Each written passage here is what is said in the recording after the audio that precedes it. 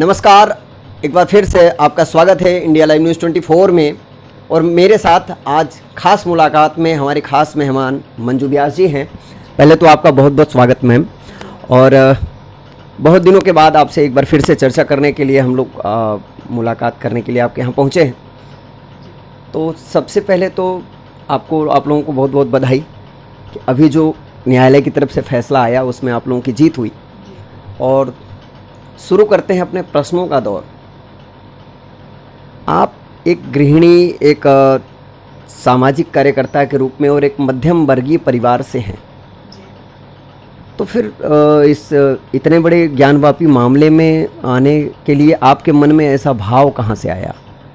देखिए, पहले मैं यहाँ पे बनारस में लखनऊ की रहने वाली हूँ। मेरा मायका लखनऊ में है और मेरी शादी बनारस में हुई। तो मेरे पापा भी समाज से जुड़े हुए थे, समाज सेवा से, और मैं भी समाज सेवा से जुड़ी हुई थी। तो मैं कुछ अलग अपने को कहती थी ना कि लड़कियों का नाम कब होता है। जब लड़की घर में पैदा होती है तो वो फलाने की पुत्री है, इस नाम से पहचानी जाती है। जब वो शादी हो जाती है तो पति के नाम से पहचानी जाती है।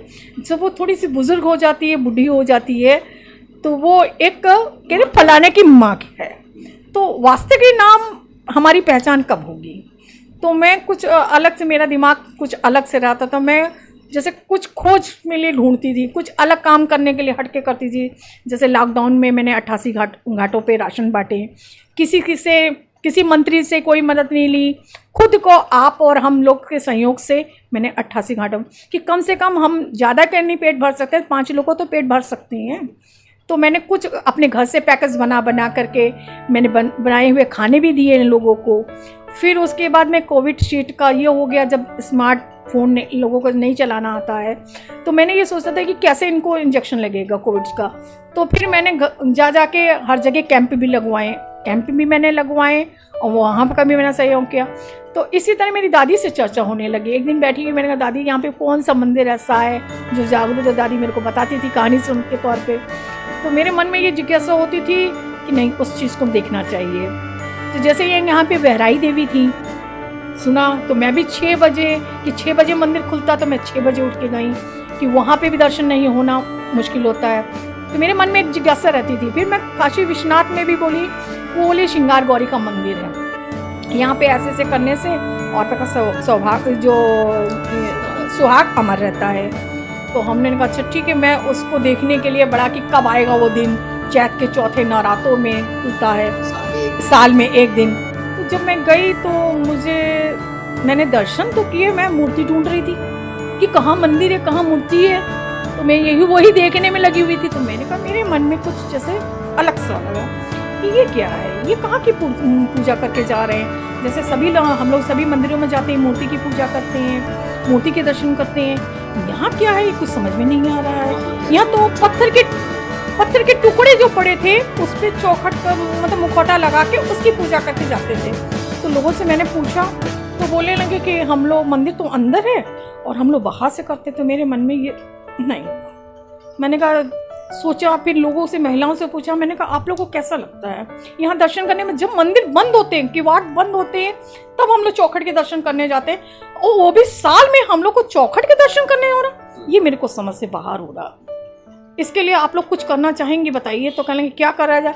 मैंने कहा इसके लिए सरकार से तो लगाते हैं हम लोग। तो ये सब सोचा। फिर उसके बाद हम लोग गए अंदर, मंदिर में घूमे। फिर नंदी पे नजर गई तो ये लगा नंदी जी किधर देख रही हैं? तो मस्जिद की तरफ। तो दिमाग में आ रहा कि मस्जिद की तरफ क्यों देख रही हैं, तो ये मस्जिद की तरफ क्यों देख रही है? बस इसी दिमाग में जब मैं काशी विश्वनाथ के अंदर जाती थी तो ऐसा लगता था जैसे कोई मुझे खींच रहा है अपनी तरफ देखने के लिए। मैं घंटों खड़ी होकर वही चीज़ को देखती रहती थी। वो मन में सवाल कई उत्पन्न होता था। मैंने महिलाओं से बात की कि ऐसी बात है, अगर आप मुझे साथ दें।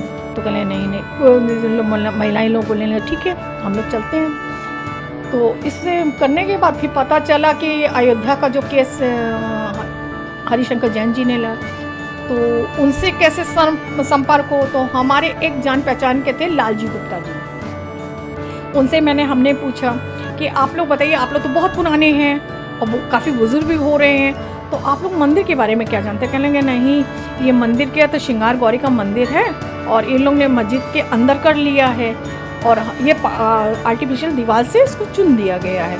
तो लोग महिलाएं कर जाती हैं और इसमें बहुत एक सोहनलाल आर्य जी भी थे, डॉक्टर सोहनलाल आर्य जी से कैसे मुलाकात हुई आप लोग? बस उसी लालजी गुप्ता जी से के थ्रू हमारी उनसे बात हुई कि ये लोग बहुत केशव प्रसाद मौर्य जी और बहुत से 3-4 लोग थे जिनका शायद मैं नाम नहीं जान रही हूँ। तो ये लोग इसके लिए केस उन्होंने भी डाला था और उस समय क्या किया था क्या नहीं किया। तो उन्होंने कहा कि हमको बहुत लाठियाँ भी पड़ी और हम लोग को नंगा करके मारा भी गया और अब बहन जी आप लोग इस लड़ाई में नहीं। तो हमने कहा आप लोगों ने कैसे डाली, कैसे आप हमको कुछ बताएंगे? तो हम लोग भी चाहते हैं कि केस को किया जाए, क्यों ना अपना मंदिर का हक लिया जाए। तो कहने लगे नहीं बेटा आप लोग पीछे हट जाइए, आप लोग अपने गार्जियन से पूछिए, आप लोग नहीं है बहुत बड़ी लड़ाई है, इसमें कुछ नहीं होगा। तो हमने कहा नहीं एक बार हम लोग भी संघर्ष करते हैं, देखा जाएगा किस्मत हमारे साथ देगी कि नहीं देगी। बस इसी चक्कर में फिर हम लोग उनसे मिले, फिर उन्होंने हमें थोड़ा और मार्गदर्शन देते गए, लोगों से मिलवाते गए। फिर हरिशंकर जैन जी से मिलवाया, उन्होंने सबसे मिलवाया। फिर इसी टाइप से हम लोगों ने याचिका डाल दी। ये बताइए जब आप इस केस में आई, आप चारों महिलाएं जब इस केस में आई तो डर नहीं लगता था कभी? नहीं बिल्कुल नहीं। सृष्टि के पालन करने वाले वही हैं और उनसे किस बात का डर? उनसे नहीं, समाज में जिस तरीके की भावनाएं उस समय चल रही थी और हिंदू मुस्लिम जो मसला चल रहा था काशी विश्वनाथ मंदिर को लेकर के, तो इस दौरान जब आप घर से निकलती थी तो डर नहीं लगता था? नहीं बिल्कुल नहीं डर लगता था, बिल्कुल भी नहीं डर लगता था। लगता था कि कुछ नहीं है, क्योंकि हमने अपना जीवन बाबा को ऊपर सौंप दिया था। मृत्यु एक बार आनी है, बार बार नहीं आनी है, तो क्यों ना हम कोई कार्य करके मरे तो ज़्यादा अच्छा रहेगा। जब आप इस केस में पहली बार आप लोग इन्वॉल्व हुई, उस दौरान जब हरिशंकर जैन जी से और विष्णु शंकर जी से जब मुलाकात हुई तो क्या आस लगी, क्या समझ में आया कि क्या हो सकता है इसमें? नहीं देखिए, तो पूरा हम लोग को लग रहा था याचिका डालेंगे कहीं ना कहीं तो सक्सेस हो जाएगी। जब कहावत कही गई है किसी ने कि जब धरती पे पाप होता है तब महाशक्तियाँ प्रकट होती हैं, चाहे वो किसी भी रूप में हो सकता है इसी एंगल को ही लेकर के हम लोगों का होगा। जब उस मंदिर के अंदर जाती थी मेरी निगाहें उधर ही हो जाती थी और मैं घंटों सोचती थी, तो मेरे मन में भगवान ने ही तो किया होगा, बिना उनके हिलाए पत्ता भी नहीं हिलता है। तो उनका आदेश था, उस आदेश के मार्ग में हम लोग चल दिए। आप लोगों के साथ में बहुत लगभग आप 5 महिलाएं थी, जैसा हम लोगों को मालूम है कि 5 महिलाएं थी। 5 में राखी सिंह जी थी और आप थी और एक सीता साहू जी हैं और एक पाठक, क्या रीता पाठक क्या नाम है उनका, वो भी हैं, रेखा पाठक जी। और बहुत सारी 5 महिलाओं को लेकर के आप लोग चली और उसमें जितेंद्र सिंह बिसेन जी भी आप लोगों के साथ में थे। अभी इस मामले से वो अपने आप को अलग कर चुके हैं, तो क्या लग रहा है कहीं कठिनाइयों का सामना करना पड़ सकता है आगे? देखिए राखी सिंह क्या थी आज तक हम लोगों ने देखा नहीं राखी सिंह को। केवल जब हम 4 महिला बनारस की हैं, वाराणसी की हैं, जो फेस कर रही हैं, जिस दिन से हम लोगों ने याचिका डाली उस दिन से आज तक और आगे भी हमें पक्की उम्मीद है कि वो लोग केस से पीछे नहीं हटेंगी। राखी सिंह कौन है हम लोग आज तक नहीं जाने। 5वीं महिला का नाम जरूर आया, वास्तव में राखी सिंह को हम लोग नहीं जानते हैं। मतलब याचिका जब से पड़ी और तब से लेकर के और अभी तक आपने राखी सिंह को देखा ही नहीं? नहीं। विश्व वैदिक के सनातन धर्म के जितेंद्र बिसेन जी जो अपना नाम, जिन्होंने हम लोगों का फॉर्म हम भरा, उन्होंने एक नाम किस मकसद से डाला, राखी सिंह का पहले नंबर पे डाल दिया। अब क्या उनका उद्देश्य था, क्या उनके थे, वो वही जानते होंगे। बाकी राखी सिंह तो आज तक आई ही नहीं। राखी सिंह को हम लोग फ़ोन नंबर भी नहीं जानते, राखी सिंह की हम लोग शक्ल भी नहीं जानते। मैंने उनसे जितेंद्र जी से कहा कि राखी सिंह है कौन और क्यों नहीं आई, तो उन्होंने कहा सर्वे के दौरान आएंगी। जब सर्वे भी हमारा चालू हो गया तो भी नहीं आ रही है, राखी सिंह का नाम चल रहा है, तो अंदर से वो होता था कि सामना हम लोग कर रहे हैं, फेस हम लोग कर रहे हैं, ये राखी सिंह है कौन। तो मैंने अपने वकील साहब से पूछा, मैंने कहा राखी सिंह का नाम क्यों जाता है, हम लोग का नाम क्यों नहीं आता है। तो बोलेंगे कि नहीं विश्व वैदिक। फिर यह हुआ कि विश्व वैदिक सनातन धर्म के अध्यक्ष जितेंद्र जी का नाम जरूर लीजिए। तो मैंने कहा विश्व वैदिक सनातन धर्म है कहाँ, इसका कार्यालय कहाँ है, अगर है तो उसका रजिस्ट्रेशन भी होना चाहिए ना। तो ये विश्व वैदिक सनातन धर्म। फिर दूसरे दिन जैसे ही सर्वे की डेट आई और सर्वे होने लगा, 6-7 की डेट थी, 8 तारीख को उन्होंने लिख दिया विश्व वैदिक सनातन धर्म भंग हो रहा है। तो क्यों भंग हो रहा है, जब वो रजिस्ट्रेशन नहीं था और विश्व वैदिक सनातन जब हम लोग का नाम होने लग गया तो वो थोड़ा हम लोग से जलसी करने लग गए, और जलसी करने लगे तो उन्होंने एक दिन हम लोग को बुलाया कि जब सर्वे के दौरान 8 तारीख को वो नहीं आई, सर्वे के दौरान जब नहीं आए तो हम लोगों ने दिमाग में लगाया कि राखी सिंह के ये परोपकार कहाँ गए जितेंद्र बिसेन जी, तो पता चला आए नहीं। फिर उन्होंने हम लोग को फ़ोन करके कहा कि आप लोग से मैं मिलना चाहता हूँ, और उन्होंने बुलाया हम लोगों को, जिसमें हमारे डॉक्टर सोहन लाल आर्य जी भी गए। उनको भी समझ में नहीं आया। उन्होंने कहा कि ज़िंदगी बीत गई, अब हम इससे दूर हट रहे हैं, अब हम नहीं करेंगे, आप लोग की भाषा हमें कुछ समझ में नहीं आ रही है। कौन बोला? डॉक्टर सोहन लाल आर्य जी बोले, वो उठ के चल दिए। फिर हमारे वकील साहब थे सुधीर त्रिपाठी जी, उनके भी समझ में कुछ केस नहीं आया तो वो भी उठ गए। दोनों को मैंने देखा, मैंने इन लोग के इशारे में, उन्होंने तुरंत कहा ये लोग सब बिक गए। मेरे मन में आया कि इन्होंने ऐसा क्यों शब्द का उपयोग किया। फिर हम लोग से कहने लगे आप लोग ना एक आधार कार्ड ले के आइएगा और एक फ़ोटो लाइएगा, कल 11 बजे हम फ्रेश फाइल तैयार करेंगे। तो हमने कहा क्यों? तो कह लेंगे नहीं ये बहुत ज़्यादा वो हो गया है। तो मैंने कहा आपका मकसद हम समझ नहीं पा रहे, ऐसा लग रहा है कि खीर बनाई आपने, खाने कोई और आ गया। तो बोले हाँ बिल्कुल आप समझ गई। तो मैंने कहा अच्छा ठीक है, फिर क्या करना चाहिए? तो उन्होंने कहा एक फ़ोटो लाओ। मैंने कहा अच्छा ठीक है। मैंने भी अपनी बहनों को इशारा किया कि चुपचाप रहो। इन्होंने कहा पाकिस्तान ने आपको हाईजैक कर लिया, फलाना कर लिया। हमने कहा कहीं यही ना हम लोग को जैक कर ले, हाईजैक कर ले। अच्छा, ये बिसेन जी ने बोला? हाँ, हम लोगों को कहा कि आप लोग बिक सकती हैं, आप लोग को लालच दिया जाएगा। तो हमने कहा हम लोग बिकाऊ नहीं हैं, जिस राह पे चल दिए हैं तो मुड़ के भी देखने वाले नहीं है पीछे क्या हो रहा है। तो कह लेंगे नहीं है। तो हमने कहा ठीक है आप जैसा कहेंगे हम लोग तैयार हो। मगर हम लोग नीचे आकर के हम लोग ने मिल करके तीनों जने, रेखा जी, सीता साहू और मैं, तीनों ने कहा कोई नहीं आएगा और कोई भी इनको कोई आधार कार्ड नहीं देगा।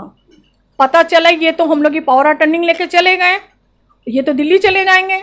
जितनी आज हम लोग को मालाएं और हम लोग की चर्चा हो रही है, कल हम लोग को जूते का हार पहनाया जाएगा और ये कहा जाएगा ये लोग चंद पैसों से बिक गई हैं, जीना दुश्वार हो जाएगा। तो मरना कबूल है मगर पीछे हटना नहीं, पीछे नहीं हटना चाहती। जिस तरीके से लगातार जितेंद्र सिंह बिसेन जी आरोप लगाते नज़र आ रहे हैं कि अभी कुछ दिनों पहले 3 तारीख को एक उनका पोस्ट जो था वो वायरल हो रहा था कि उन्होंने कहा कि मैं और मेरा परिवार, अब जितने भी मेरे परिवार के द्वारा या मेरे द्वारा जो भी धर्म और देश को लेकर के जो केस दर्ज किए गए थे उन सभी से मैं अपने आप को वापस ले रहा हूं, मैं अपने सभी केस वापस ले रहा हूं। और क्योंकि मुझे इस तरीके से लोग एक तरीके से कहा जाए तो अनदेखा कर रहे हैं और अपमानित कर रहे हैं और समाज में मेरी छवि को धूमिल करने का काम कर रहे हैं, तो ये आरोप आप लोगों के ऊपर लगा है। क्योंकि इसके जो आधार हैं अभी तो आप लोग ही हैं, ज्ञानवापी के जो श्रृंगार गौरी के पक्षकार हैं, इस समय श्रृंगार गौरी के पक्षकार के रूप में आप लोग हैं, तो कहीं ना कहीं ये आरोप आप लोगों पर लगाए जा रहे हैं। देखिए उनका आरोप लगाना वो तो नौटंकीबाज हैं, पक्के नौटंकीबाज हैं। इसी मकसद से वो घुसे थे। पहली बात तो राखी सिंह का ही फ्रॉड लेके घुसे, और क्यों घुसे हो सकता है यही मकसद था उनका कि इस केस को विड्रॉ कर दिया जाएगा, ये आगे चलेगा ना केस लायक होगा। वो किसी ना किसी तरह को भ्रमित कर रहे हैं लोगों को, और हम लोग भ्रमित होने वाले नहीं हैं। वो हम लोग पे आरोप लगाए उन्होंने, तो हम लोगों को कह दिया कि एक मदारी है, एक जमुना है, एक मदारी है, 4 बंदरियां हैं, 2 नंबर के गेट पे ये लोग नाचते हैं, चंद पैसों से ये अपने घर का गुजारा चलाती हैं। पहली तो वो हम लोग को बदनाम करने वाला कौन होता है? हम लोग भी अपने घरों से निकले हैं, हम लोग भी किसी की माँ है, किसी की बेटी है और किसी की पत्नी है, और हम देश के लिए, बाबा के लिए लड़ रहे हैं, तो हम किसी का अपमान क्यों सहेंगे? और अगर हमने भी कहा तो क्या बुरा कहा कि राखी सिंह है कौन? क्यों नहीं, अगर हैं तो क्यों नहीं आ रही हैं? अरे कौन सी ऐसी बीमारी है बताइए ना हमको। अगर हम लोग फेस कर रहे हैं तो वो क्यों नहीं कर रही हैं? वो क्यों नहीं कर रही हैं? अब उनका क्या लक्ष्य है वो वही जान सकते हैं, बहुत अच्छी तरह से बताएंगे आपको अपने लक्ष्य के बारे में, मगर जो वो चाह रहे हैं वो नहीं होने देंगे हम लोग। अच्छा, ये एक चीज़ बताइए कि एक बात समझ में नहीं आई कि जो व्यक्ति इसकी नींव खड़ी करता है जी, जितेंद्र सिंह बिसेन जी इस नींव को खड़ी करते हैं, वही सारी फाइलें तैयार करते हैं। आज ऐसा आखिरकार आप लोगों के बीच में क्या हो गया जिससे जितेंद्र सिंह बिसेन जी अपने आप को इस पूरे मामले से अलग कर दिए? देखिए हम लोग की तरफ से कोई वो नहीं हुआ, कहते हैं ना विनाश काल विपरीत बुद्धि, जब आदमी का विनाश लिखा रहता है तो उसकी दिशाएं भी अपने आप चेंज हो जाती हैं। हो सकता है उनके मन में कोई छल कपट होगा तो बाबा ने उनको अलग पहले ही कर दिया। अब वो आरोप पे आरोप लगाते जाएं, वो जाने, उनका काम जाने। लगातार ऐसे पोस्ट उनके वायरल हो रहे हैं, देखा जा रहा है सोशल मीडिया पे कि उन्होंने 3 तारीख को कहा, उसके बाद आज न्यूज़पेपर में एक निकला था राखी सिंह को लेकर के। तो ये जो बातें निकल करके सामने आ रही, कहीं ना कहीं आप लोगों पर निशाना साधा जा रहा है। वो तो चाह रहे हैं किसी तरह ये केस फ्लॉप हो। वो मुस्लिम पक्ष से मिल गए हैं, लगातार मिले हैं, उनकी बातें लंबी होती हैं, उनके पास उनके खाते में 6 करोड़ रुपए भी आया सुना है। तो आखिर कहीं ना कहीं तो वो हम लोगों को बदनाम करने में लगेंगे। अब बदनाम नहीं करेंगे तो उनका काम कैसे चलेगा। उन्होंने साक्षात कहते हैं ना अपने पैरों पे खुद कुल्हाड़ी मारी है। उनका क्या मकसद था, किस मकसद से वो घुसे थे, ये भी नहीं समझ पा रहे हम लोग। वो एंट्री उन्होंने क्यों की? अगर उनको यही करना था, केस वो वापस लेना था, और तो वो अपना केस फाइल ना करते। अभी जो इसके पहले जो केस बीते कुछ दिनों पहले जो कोर्ट ने आदेश किया, जिस केस को आप लोग जीते हैं, इसके बाद क्या लग रहा है कि आगे का केस और सरल हो सकता है? नहीं, देखिए आगे का केस और मजबूत होता चला जा रहा है। जीत हमारी है क्योंकि हिंदू पक्ष के इतने साक्ष्य मौजूद निकले। और उसमें जो अंदर हम लोग गए थे, वहाँ पे संस्कृत में श्लोक लिखे दीवारों पे, घंटियाँ बनी हैं। हमारे जितने भी हिंदू मंदिरों में चिन्ह होते हैं, सारे चिन्ह उस मस्जिद में है। उसको वो मस्जिद कहते हैं, हम लोग मस्जिद नहीं कहते, वो हम लोग कहते हैं महाजिद है। वो लोग जिद लगा के बैठे हैं। मेन तो हमारा मंदिर है, औरंगजेब ने तोड़ा था। औरंगजेब एक बहुत बड़े लुटेरे होते थे, पहले हमारे मंदिरों को लूटने आते थे, हमारे खजाना लूटने आते थे, हमारे मंदिरों को नष्ट करते थे। मगर अब हम लोग नहीं पीछे हटने वाले हैं, और मंदिर है और मंदिर ही रहेगा हमारा। क्या लग रहा है कि एक बार फिर से फतह हासिल करेंगे? बिल्कुल बिल्कुल। अब हम लोग आगे बढ़े, कहते हैं ना रण में कूद पड़ी महाकाली, और जब जब पृथ्वी में पाप होगा तब तक महाशक्तियां किसी न किसी रूप में प्रकट हो जाएंगी। 4 महाशक्तियों के आने का मतलब नहीं समझ में आया, 4 ही क्यों? ये बाबा का आदेश था। एक कहते हैं ना कितने करोड़ जनता है, उसमें से बाबा ने क्यों चुना? कहीं ना कहीं तो बाबा से कोई लिंक होगा हम लोगों का।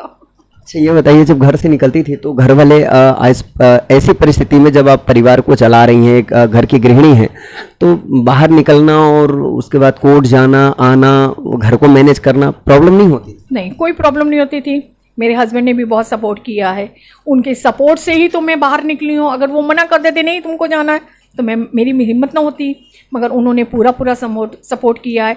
अक्सर किसी क्षण पे मैं थोड़ा सा भटक जाती थी तो वो मुझे कहते थे, नहीं तुम बाबा के नाम पे अपने जो लिख चुकी हो तो लिख दो, मौत एक ही बार आनी, इसी नाम पे आएगा, कम से कम तुम्हारा नाम तो होगा है।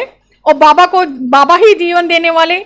ये जो प्रशासन में जो लोग हैं हमारे, अगर बाबा को हमारे लेना होगा तो ये प्रशासन कुछ नहीं कर पाएगी, ठीक है ना। तो तुम बाबा के नाम पे तुमने लिख दिया, कोई बात नहीं, बाबा तुम्हारे साथ हैं। इधर बाबा काशी विश्वनाथ है मेरे बाएं हाथ पे, दाएं हाथ पे, और बाएं हाथ पे मेरे काल भैरव हैं। तो दोनों मेरे रक्षक बैठे हुए हैं, और बीच में संगठा जी है। साक्षात हमारे पास मंगला गौरी भी है। तो सारे देवी देवताओं के बीच में मैं बैठी हूँ। कहीं ना कहीं तो बाबा का आशीर्वाद, माताओं का तो आशीर्वाद है ना हमारे साथ। इस जब केस में आप आई तो समाज की तरफ से क्या आप लोगों को सहयोग मिला? क्या समाज का जो प्रश्न था, सवाल था, वो क्या देखने को मिला? देखिए, समाज की तरफ से कोई सहयोग किसी को नहीं मिला, और हम लोग खुद अपने पैसों से लड़ रहे हैं, अपने पैसों से ही काम कर रहे हैं। जैसे भी है, चाहे अब मैं हूँ, मेरे हस्बैंड की दुकान थी ज्ञान बापी पे, कॉरिडोर में वो भी चली गई, वहाँ से भी आश्वासन मिला कि हमें दुकान दी जाएगी। उस समय मंदिर की तरफ से 4 लाख रुपए उनको दिया गया था, और जिसकी इतनी बड़ी पूंजी चली गई और जितना कारोबार चला गया, तो एक तो पहले वो भी रोजगार हो गए। फिर मैंने अपना पार्लर खोला, मैं भी पार्लर चलाने लग गई, और जब इस बाबा के काम में जुट गई तो मेरा भी पार्लर ठप हो गया। तो मैंने तो बाबा के ऊपर छोड़ दिया, बाबा पेट तो देंगे, अगर पेट दिया तो वो मेरा पेट भी भरेंगे, चाहे वो सब्जी रोटी ना दे, दाल रोटी देंगे, नहीं दाल रोटी देंगे, नमक रोटी देंगे। मगर मैंने बाबा के कार्य में लगी हूँ, बहुत अच्छे कार्य में लगी हूँ, तो मैंने इसकी भी परवाह नहीं की है। इस समय आपका जो व्यापार है वो बहुत ही मंदा हो चुका है, क्योंकि आप ब्यूटी पार्लर चलाती हैं और मध्यम वर्गीय परिवार से हैं, तो दुकान टूट जाने के बाद भी रोजगार खत्म हो गया आपके पतिदेव का। उस स्थिति में धन को लेकर के बहुत सारी समस्याएं हुई होंगी, तो उस अवस्था में कैसा लग रहा था, क्या फील हो रहा था? नहीं तो उसमें ये लगा कि देखिए कि हमारे हिंदू भाई हो करके भी हम लोग का सपोर्ट नहीं कर रहे हैं। आज कोई और कास्ट होती, आज मुस्लिम पक्ष की भी 4 महिलाएं होती तो पूरा इस्लाम उनके साथ होता, मगर आज बहुत शर्म की बात कहना चाहते कि हम 4 महिलाएं हैं, कभी किसी ने नहीं पूछा कि आप लोग कैसी हैं, कैसे आपके हाल चाल हैं। बस इतना ही कह दें कि हम आपके साथ हैं, हमारा आशीर्वाद है, वो भी हम लोग सोचते हैं कि हम लोग स्वीकार कर लेंगे, मगर आज तक किसी ने क्या नहीं हम लोग को कहा। किसी संगठन से, किसी भी हिंदू संगठन से कोई किसी भी संगठन से, किसी भी हिंदू समाज से कोई हम लोग का सहयोग नहीं हुआ। खाली पुष्पेंद्र कुशेश जी ने, वो आए, उन्होंने हम लोग का पैर किया, उन्होंने हम लोग को सम्मानित किया और ये कहा कि ये 4 महिलाएं जहां भी आपको नजर आए तो एक बार इनका पैर चरण जरूर छूइएगा आप लोग और इनसे पूछिएगा आप लोग कैसी हैं। इन लोग को मन में बहुत खुशी, हम लोग को मन में लगता है कि कोई हम लोग को पूछे, मगर पता नहीं ऐसा देश में क्या है कि हम लोग को कोई पूछता नहीं है आप लोग कैसे चल रही हैं। कोई भी व्यक्ति नहीं पूछने आया, किसी ने 5 रुपए का सहयोग भी नहीं किया कि आप लोग लीजिए हमारी तरफ से 5 रुपए की चाय ही पी लीजिए। तो ऐसा कभी मन में नहीं फील होता था कि हम लोग जिस रास्ते पर चल रहे हैं कभी हम लोगों को कोई पूछता नहीं है और इस तरीके से कोई बात मन में आती हो ऐसा? नहीं, ये चीज़ नहीं आता था। हम लोग कहते थे निस्वार्थ कर रहे हैं, बाबा की सेवा में लगे हैं, जो करेगा बाबा के हवाले, अपने को जीवन सौंप दिया है, वो जैसे चलाएंगे वैसे हम चलेंगे। बहुत बहुत धन्यवाद हमारे साथ जुड़ने के लिए। और मंजू व्यास जी से हमारी वार्ता हो रही थी और इतने ही सरल ढंग से इन्होंने सवालों का जो जवाब दिया, सही में वो लाजवाब रहा। मिलते हैं अगले कंटेंटर्स के साथ, तब तक के लिए हर हर महादेव, नमस्कार।